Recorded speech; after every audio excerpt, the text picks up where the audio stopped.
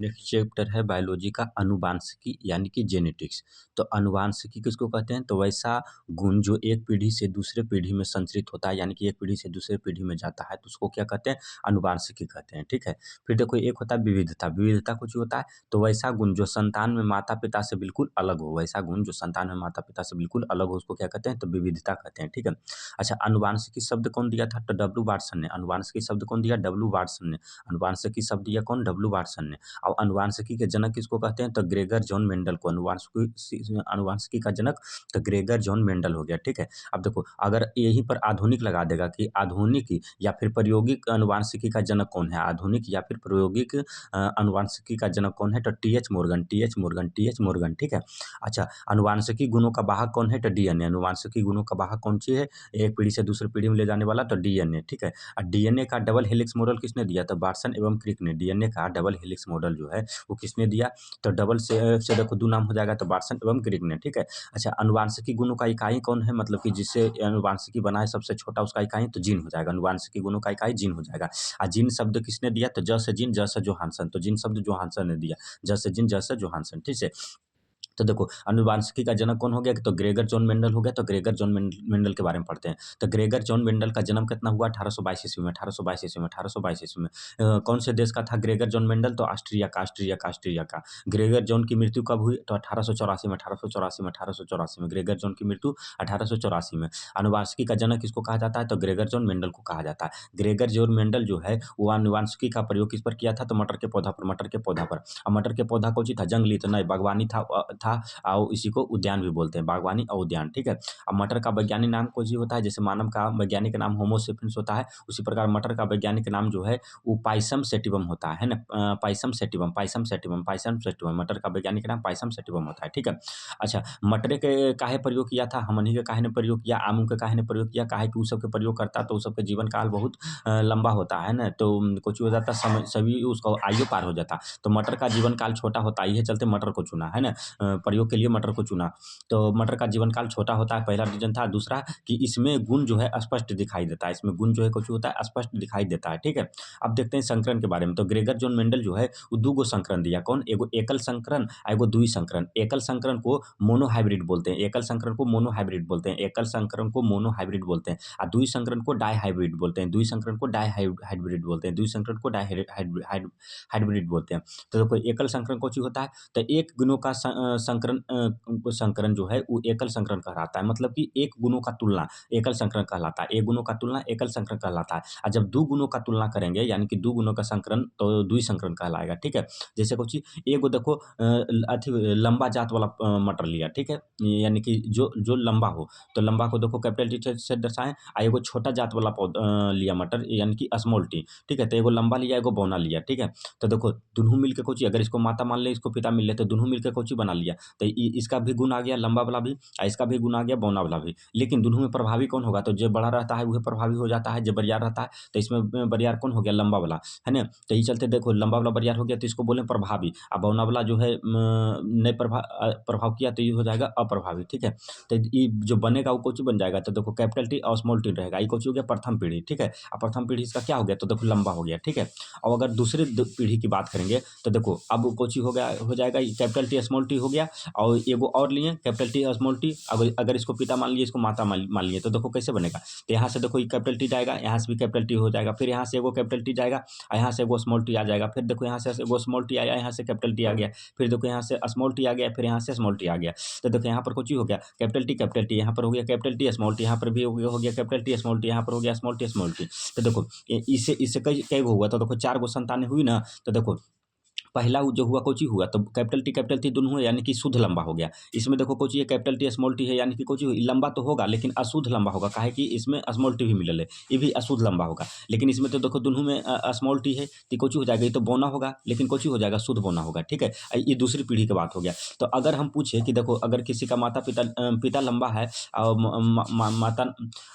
माता पिता अगर लंबा है ना, तो कितना प्रतिशत चांस है कि उसका बाल बच्चा भी लंबा हो और कितना प्रतिशत चांस है कि उसका बाल बच्चा बौना बौना हो। तो देखो कैसे, अगर इसको हम 100% मान ले तो ये देखो 25, 25, 50 और 25, 75% चांस है कुछ लंबा होने का, 25% चांस है बौना होने का, ठीक है। अब देखो एक होता है फिनोटाइप, एक होता है जीनोटाइप। फिनोटाइप कुछ होता है तो जो गुण साफ दिखाई देता है वो होता है फिनोटाइप। जैसे हम देख के बता सकते हैं कौन लंबा है कौन नाटा है, तो फिनोटाइप हो गया। कौन मोटा है कौन पतला है देख के बता देंगे तो फिनोटाइप हो गया। कौन काला है कौन गोरा है देख के बता देंगे तो फिनोटाइप हो गया। तो वैसा गुण जो साफ साफ दिखता है वो कुछ हो जाता है फिनोटाइप हो जाता है। जो गुण साफ साफ नहीं दिखता है उसको क्या बोलते हैं जीनोटाइप। जीनोटाइप जो गुण साफ साफ नहीं दिखता उसको क्या बोलते हैं जीनोटाइप। जैसे कि दो गो में कौन तेज है कौन बुर्बक है सब तो देख के नहीं बता सकते हैं तो कुछ हो गया जीनोटाइप हो गया। तो जो गुण साफ दिखाई ना तो वो जीनोटाइप हो गया, है ना। तो देखो फिनोटाइप का अनुपात कितना होता है एकल संकरण में, फिनोटाइप का अनुपात कितना होता है। तो देखो लंबा वाला कई गो है 1 2 3 गो, तो 3, अब बौना वाला कई गो है 1, तो लंबा बौना का अनुपात कितना हो गया 3:1। तो है ना, तो एकल पूछेगा क्वेश्चन कि एकल संकरण में फिनोटाइप का अनुपात कितना होता है तो 3:1। और जीनोटाइप का अनुपात कितना होता है तो देखो शुद्ध लंबा अशुद्ध लंबा बौना 3 गो लिए, तो शुद्ध लंबा वाला कई गो था 1 गो, अशुद्ध लंबा वाला कई गो है 2 गो, और बौना वाला कई गो है तो 1 गो, तो 1:2:1। तो जीनोटाइप का अनुपात कितना होता है एकल संकरण में तो 1:2:1। जीनोटाइप का अनुपात कितना होता है तो 1:2:1 होता है, ठीक है। अब देखते हैं द्वि संकरण के बारे में। तो द्वि संकरण में कुछ होता है कि बोले ना कि जब दो गुणों का तुलना करेंगे तो द्वि संकरण हो जाएगा, ठीक है। तो इसको ये सब पढ़ने का जरूरत नहीं है, इसमें खाली यही पूछेगा कि फिनोटाइप और जीनोटाइप का कुछ होता है। अच्छा इसका एकल संकरण में टोटल रिजल्ट कितना हो गया यानी टोटल संतान तो देखो 4 गो हुआ था, और द्वि संकरण में हो जाएगा 16 गो। कैसे हो जाएगा वो देखेंगे। लेकिन इसमें खाली इतना याद रखना है कि द्वि संकरण में फिनोटाइप का अनुपात कितना होता है तो 9:3:3:1, 9:3:3:1। द्वि संकरण में फिनोटाइप का अनुपात 9:3:3:1। द्वि संकरण में फिनोटाइप का अनुपात 9:3:3:1।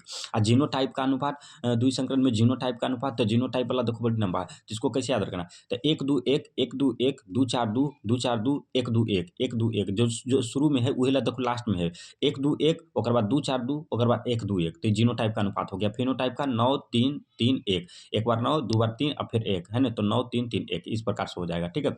अब देखो मटर के पौधा लिया, द्वि संकरण में मटर का पौधा लिया। अब देखो इसमें कोची होगा बोले ना कि दो गुणों का तुलना करेगा तो एगो लिया देखो पीला हरा मटर, है ना, और एगो लिया कोची तो गोल और झुरीदार मटर। तो पीला को देखो कैपिटल वाई लिख दिया, हरा के स्मॉल वाई से डिनोट किया। उसी प्रकार देखो गोल के कैपिटल आर से सूचित किया, झुरीदार को स्मॉल आर से सूचित किया। तो देखो इसका संतान कोची बन गया, इसको अगर माता पिता मान ले तो ये हो गया capital Y small Y capital R और स्मॉल आर, ये कोची हो गया प्रथम पीढ़ी। ऐसे जो संतानें होगी देखो ऐसे करके हो जाएगा। तो कैपिटल वाई कैपिटल आर हो जाएगा, कैपिटल वाई स्मॉल आर हो जाएगा, स्मॉल वाई कैपिटल आर हो जाएगा, स्मॉल वाई स्मॉल आर हो जाएगा, ठीक है। तो देखो इससे 4 संतानें बनी, आई 4 गो से फिर 4 गो बनेगा, तो टोटल रिजल्ट इसमें यानी कि टोटल संतानें 14 गो आने वाली है। तो देखो अगर पीला हरा लेगा ना तो जो संतान होगा वो कैसा होगा तो हरा हरा वाला नहीं दिखेगा पीला दिखेगा तो पीला होगा। उसी प्रकार गोल और झुरीदार लेगा तो झुरीदार वाला जो हो जाता है अप्रभावी हो जाता है, और गोल जो होता है प्रभावी हो जाता है। तो उसका जो संतान होगा कैसा होगा तो गोल होगा। इस प्रकार से चीजें हो जाती है ना। आगे देखा जाए तो देखो अब मेंडल के नियम के बारे में देखते हैं। तो देखो मेंडल 3 गो नियम दिया, एगो दिया प्रभाविकता का नियम। बोले ना कि अगर पीला और हरा लेगा तो उसमें जो प्रभाव दिखेगा वो किसका दिखेगा तो पीला का दिखेगा। अब गोल और झुरीदार जार लेगा तो गोल वाला का प्रभाव दिखेगा। तो पहला कुछ हो जाता है प्रभाविकता का प्रभाविकता का नियम। पहला मेंडल का नियम कुछ था, 3 गो नियम था मेंडल के। तो प्रभाविकता का नियम थे ना, जैसे कि लंबा और बौना लेगा तो लंबा का प्रभाव दिखेगा। और दूसरा कुछ हो गया पृथक्करण का नियम, जैसे आगे जाके सब पृथक्करण हो जा रहा था, है ना, दोनों मिलकर कोई लंबा बन रहा था कोई बौना बन रहा था। तो दूसरा हो गया पृथक्करण का नियम। तीसरा होगा स्वतंत्र आपूहन नियम, स्वतंत्र आपूहन नियम यानी कि बाद में जाकर कुछ हो रहा था तो स्वतंत्र हो जा रहा था, है ना। अब देखो तने की लंबाई, बीज का रंग, बीज का आकार और फूल का रंग। तो देखो तने की लंबाई में प्रभावी कोची हो जाएगा तो लंबा हो जाएगा, अप्रभावी कोची हो जाएगा बौना हो जाएगा। बीज का रंग में अब प्रभावी कोची हो जाएगा यानी कौन वाला दिखेगा तो पीला दिखेगा, हरा वाला नहीं दिखेगा। तो प्रभावी हो जाएगा पीला, अप्रभावी हो जाएगा हरा। उसी प्रकार बीज के आकार की बात करेंगे तो प्रभावी कौन हो जाएगा गोल हो जाएगा, और अप्रभावी कोची हो जाएगा झुरीदार यानी कि झुरीदार नहीं दिखेगा। और उसी प्रकार अगर फूल की रंग की बात करेंगे तो बैगनी, अगर सफेद रंग लेंगे तो बैगनी वाला दिखेगा, सफेद वाला ढक जाएगा। तो प्रभावी हो गया कुछ बैगनी, अप्रभावी हो गया सफेद, ठीक है। अब देखते हैं लैमार्क का नियम। तो लैमार्क जो है वो 1809 में नियम दिया। लैमार्क ने कितना में 1809 में अपना नियम दिया। लैमार्क ने 1809 में अपना नियम दिया। लैमार्क सिद्धांत कौन दिया तो लैमार्क ने दिया। लैमार्क्सवाद का सिद्धांत कौन दिया तो लैमार्क ने दिया। लैमार्क ने एक पुस्तक लिखा जिसका नाम कोची है the Philosophie Zoologique, Philosophie Zoologique, Philosophie Zoologique. Lamarck का पुस्तक कोची है द फिलोसफिक जीरोसिक, लैमार्क का पुस्तक फिलोसफिक जीरोसिक, है ना।